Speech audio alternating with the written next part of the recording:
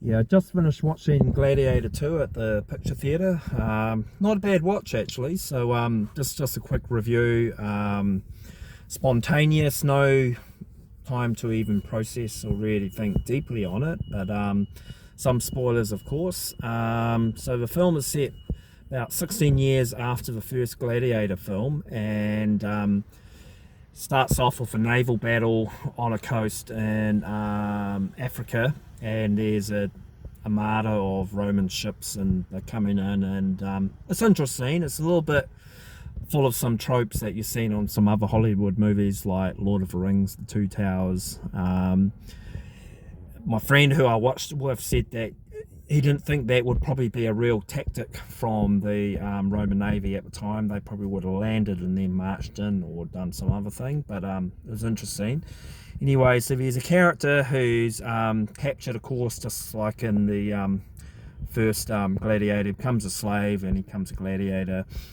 And there's a lot of politics, and I could kind of feel where it was going in terms of the character reveal, but he is Lucius, the child from the first film, who is the son of Lucilia and General Maximus, and of course being the grandson of Marcus Aurelius. So anyway, yeah, so, and there's his slave master or gladiator master is played by Denzel Washington, who's a military veteran in the film, who's obviously on his way up, and he comes to Rome. Kind of similar to Oliver Reed's character, that he talks, that instead of talking about controlling the crowd, he actually does like Oliver Reed's character did in the first film. He actually has this plan or whatever, machinations to then get control of the mob. The villains in the film are two co-emperors, Caracalla and his brother.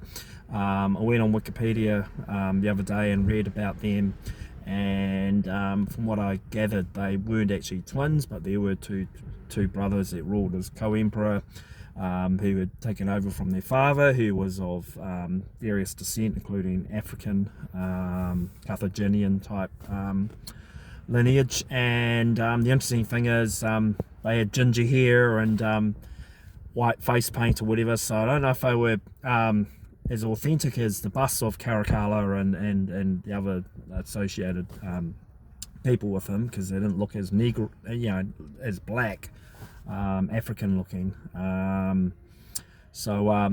it's interesting. They were kind of decadent, a little bit paranoid.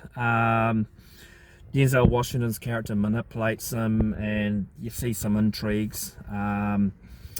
Yeah, and it's really good. So I'd give it a solid 4 stars at best, 3.5 at worst. There's some bad CGI with some monkeys, some little bit of inaccuracies there in terms of some stuff, but overall it captured the lived-in vibe of Rome, which was what I enjoyed about the first Gladiator movie. And I recommend you go see it if you do like action movies.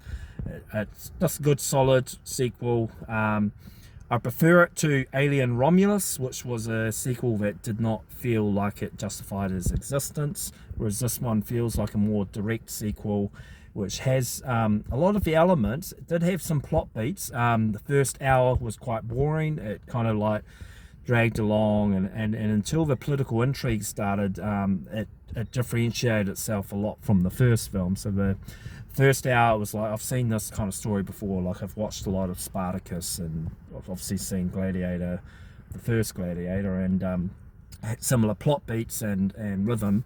And then once the political intrigues, the army set outside the wall and all that stuff, and the Senate stuff, scenes, and the console stuff, and had some mad elements as well, which kind of, the person I saw it with reckoned that a lot of Roman history is like that, like making one of the consuls your pet monkey.